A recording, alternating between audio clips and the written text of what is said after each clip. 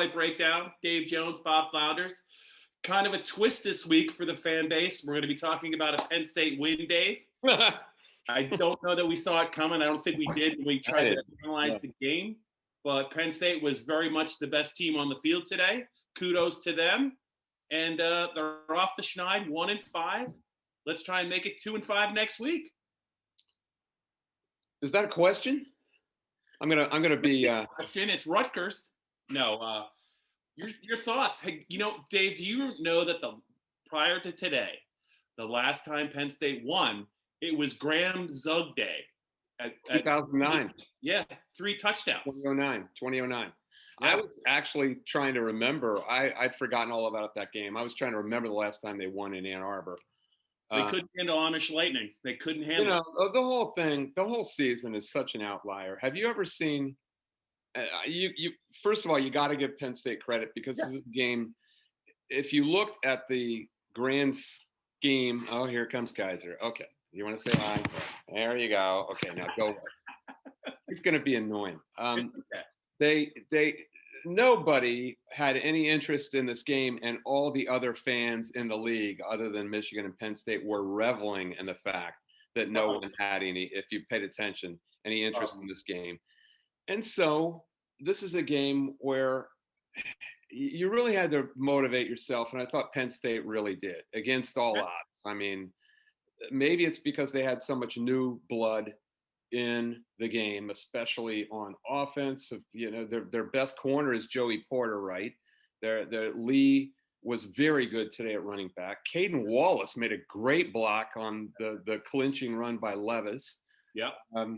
My God, I mean, Parker Washington, you got freshmen all over the field on both sides of the ball doing great things. And so that's really encouraging. And maybe that's what you needed in a situation like this where no one really can get that jacked up to play in this game between a couple of teams with a combined record of 2-8, which will maybe never happen again between Michigan and Penn State. And the best thing for Penn State fans is now that did you hear immediately afterward? So what are we talking about the future of Jim Harbaugh, with the ESPN guys, with Dave Pash, Mike Golick. At least that part is now on Michigan's side, and we don't have to hear any more about that, at least for a little while. A pretty gutsy win by Penn State, actually. When no one cares, it's pretty tough to make yourself care, and they did.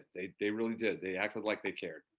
Yeah, and it is, the first game where really the quarterback play was efficient, and they were able to kind of be dual threats, which they were kind of expected to be. But when you just don't turn the ball over, Dave, and you can convert third downs, you're going to be in almost every game. And had they been able to do that against Indiana and Nebraska, but they couldn't. And this was a game where they protected the ball, they forced a turnover. And they forced Michigan to try and beat them, and they couldn't. Dave, I thought one of the key plays in the game, and it doesn't really show up, is on Michigan's first touchdown drive, Shelton and Brisker hit Cade McNamara. He fell on his shoulder and his collarbone. And he was a gutty kid. I think he probably took a pain shot, but he just they couldn't throw the ball down the field at all after that. And I just thought that was one of the bigger plays in the game. But to Penn State's credit, though, they kept the ball for almost 37 minutes, and maybe it wouldn't have mattered. Yeah, I wanted to get in on the Joey Porter call, and I didn't get in time to ask him how much they realized about how McNamara was hurt. Yeah. Realized it was his right shoulder, and whether they played tighter because of it, because Michigan didn't even take a shot down the field. Yeah. Did they take one shot down the field? Maybe. They might have done it with Milton. Yeah. I can't remember, but not with McNamara, not after he got hurt and came back in. Yeah. It made a big difference because they made Michigan play in a phone booth.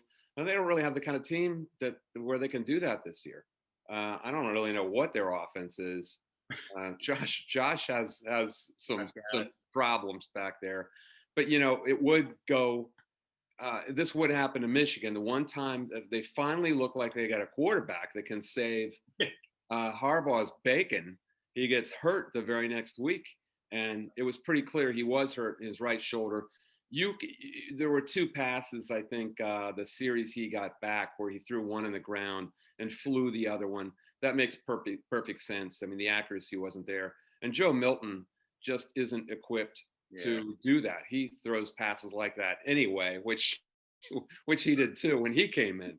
I think he threw two passes like that. So yeah, it was a huge play in the game. But you got to give Penn State credit for playing harder and their offensive line playing very well against Michigan's defense. They opened some holes, and Lee ran hard as those freshman backs have been doing, man. They've done it from the first time they got out on the field. Yeah, two notes in case the fan base wasn't aware. James Franklin said after the game, Penn State played this game, and we talked about McNamara not being able to throw. Penn State only had 3 corners available for the game. If you notice, they played Daquan Hardy, the small slot corner, number 25, who had that turnover overturned because of the batting play. He was their third corner. They had to start Marquise Wilson with Joey Porter. I have no idea what's going on with Tariq Castro-Fields. He looks fit as a fiddle on the sideline, but he is not playing in games. He made the trip. And the other player that I didn't see him, I don't know what happened with Keaton Ellis this week, but they only had 3 corners, Dave, and had McNamara been able to throw the ball and maybe they stretched the field, Penn State could have been in a little bit of trouble. But to Penn State's credit, like you said, they ran the ball and they were very efficient. Didn't turn it over. The quarterback run was there. They were able to play with the lead. All those things I thought were good things for Penn State. And you talked about the offensive line. Penn State's committed to playing I think they played 8 or 9 guys on the offensive line. You had the 2 starters. You mentioned Caden Wallace. Rasheed Walker, I thought, played well at left tackle. They started, Michael Bennett at center. Mike Miranda was the left guard. The right guard was Will Fries. Fries actually played some tackle. They brought in C.J. Thorpe. They've been playing also Juice Scruggs as well. I think there was another guy actually that got in there, but they and I thought when all those guys got in there, they all were able to kind of get some push up front, and I just thought that bodes very well. I know it was Michigan. I know they weren't playing, one of the better teams in the Big Ten, but you know what? If they're going to win the next 2 weeks, Dave, you're going to need another performance like this from their offensive line. I think what you mentioned about all the kids who are getting run, who haven't, really, this whole season is about that for next year. And I honestly just throw out this whole season as an outlier. After the Ohio State game, they're 0-2, and they really, really had no motivation in this season where they would maybe other seasons. It's a weird season. I give them all the credit in the world for. They look like they wanted to play for Franklin more than Michigan wanted to play for Harbaugh. Didn't you think? Did you think? I did not see a lot of fight on the Michigan side. I will admit that it did not. It looked like they were going through the motions. Yeah, we have Dan Wetzel tweeted something about guys just getting out there for exercise. There was look up that tweet. He's like a prep race. He grew up in Massachusetts, I think, but he's from Michigan. Yeah. The other thing is I look. We've talked about Penn State's not tackling very well. I want to give Penn State full credit for playing hard and playing well on the offensive line and the running backs.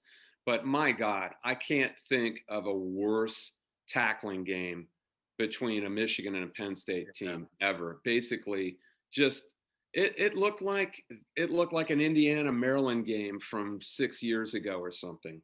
Not this year. It just looked like a going through the motions kind of defensive game, except for Penn State on that one defensive stand and later in the second half. But Michigan, man, they got serious problems on defense. People have been talking about their problems with quarterback. I think Don Brown's got serious trouble on that defense. That's the worst tackling Michigan team I've ever seen in my life. It's yeah.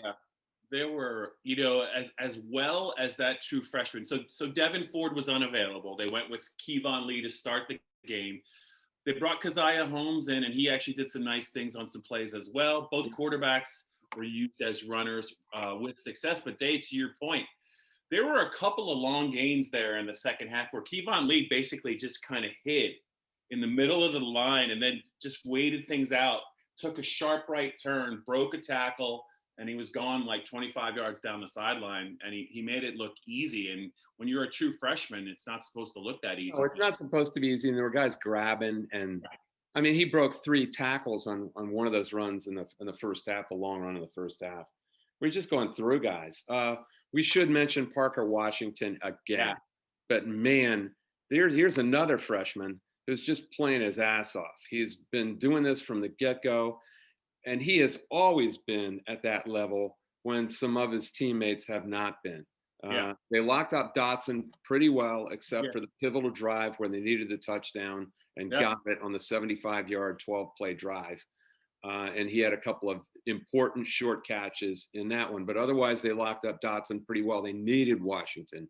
And man, did he deliver. A couple of really tough catches in traffic where you had to be tough physically and tough-minded just to get the ball.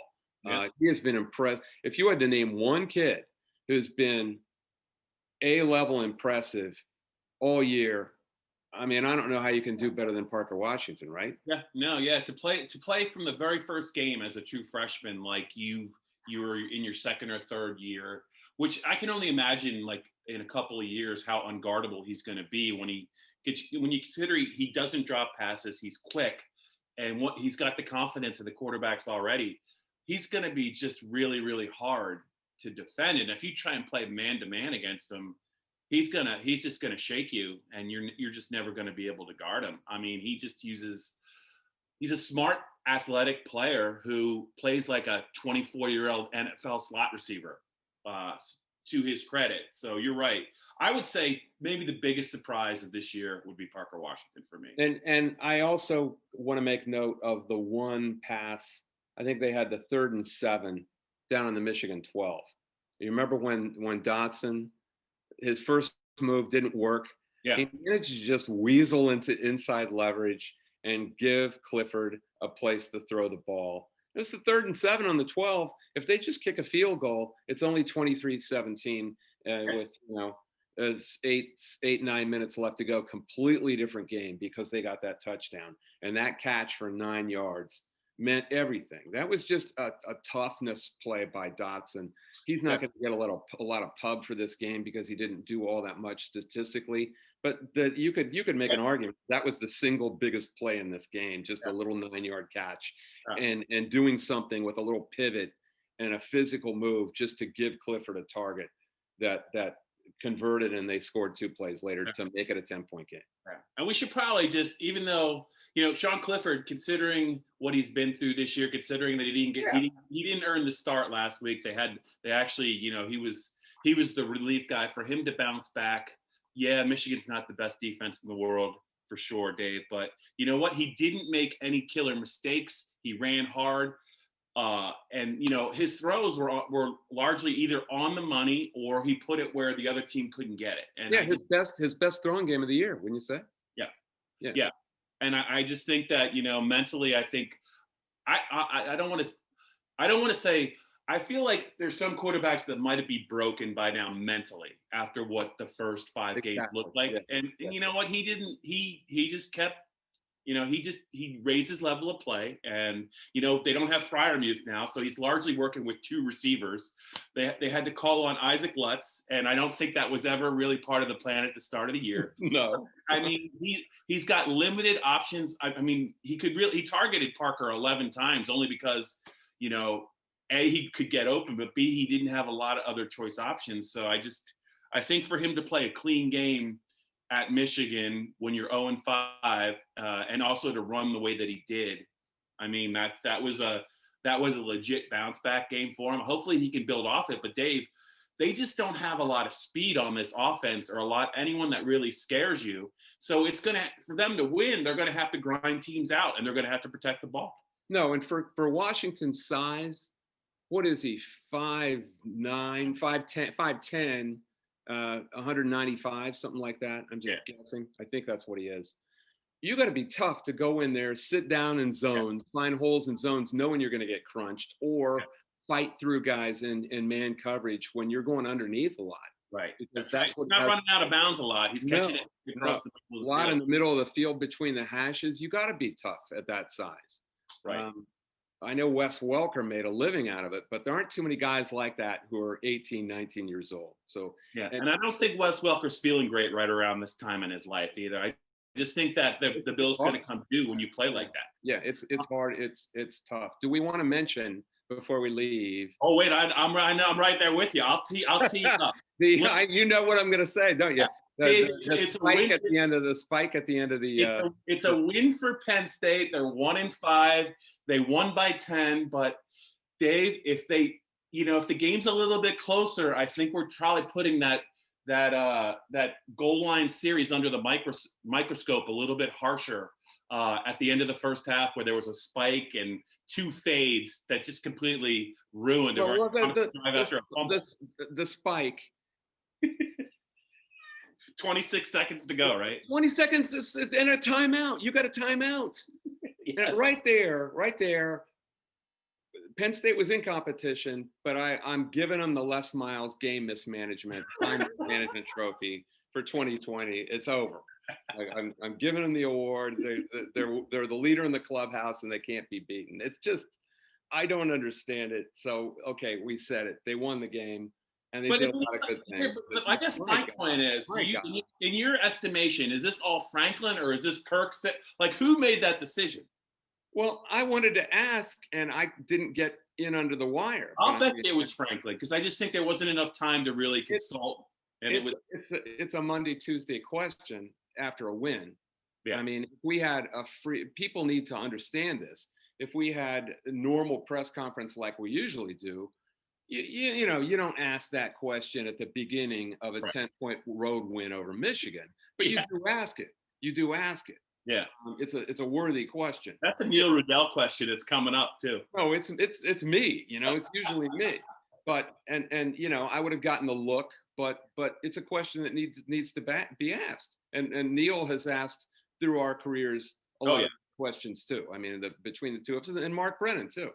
But my God, I mean, I would love to know who made that decision, because I don't think Sean Clifford did it on his own, right? No, I don't. He had to be ordered to do that with 26 seconds left. So it's either Kirk Shiraka down through James or it's just James. I don't know. I feel like that. My guess would be James. I don't think. I just think there was too many. I think James just looked at the clock and said, and I don't know if he didn't realize he had a timeout, but that was just bad. It doesn't matter. It doesn't matter with 26 seconds. Well, it makes it worse that you do have a timeout. Yeah, but would you clock it anyway? No. You throw the ball in the end zone. You run a waggle. You get your guy out so he can't be sacked, and he throws the ball away. Get him in a place where he can throw the ball away, and have that be a commonality of everything you do in that situation with something like 26 seconds to go. You don't just give up a shot into the end zone. I mean, you just don't do it. Why? And besides the spike, why don't they have a package where they can run a rub route instead of throwing a fade? That's a whole other thing. And everyone was banging on the fade in social media, and for good reason. It's a low. They think of it as a low percentage of interception, but I just think of it as a low percentage of success in any way. I mean, if you go into it not being aggressive and thinking, don't throw an interception, we want to get the field goal. Well, you're going to get the field goal. That's what's going to happen to you, which is what they got. They got the field goal.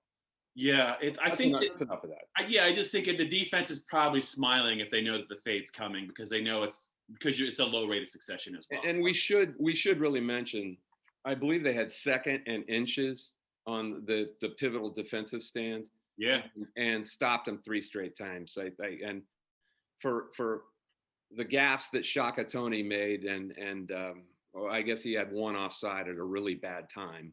Well, Owe had two big ones. Owe had 2, but Tony also had the batted ball. I don't think I would have thought of an illegal bat, and it was a good call. That's what you have to do. And to the officials' credit, they called it right. It's just an obscure, weird call, and it clearly was what he was doing. But anyway, he made a couple of big plays, and he made essentially the big stop on Milton Sneak, I think, on 4th and inches. Some other people got credit for it, but I think it was Tony that actually made that big stop. And that pretty much clinched the game. Yeah. So Dave, I know we got a lot to talk about this week because it's Rutgers week. But 2 games left, 3 games if the pandemic cooperates and they actually get to play a Champions Week game. But I mean, does this result change anything for you, or are you just? I mean, what are you looking at for the final 3 Penn State games? It didn't change anything for me because I always counted this season as a complete asterisk anyway.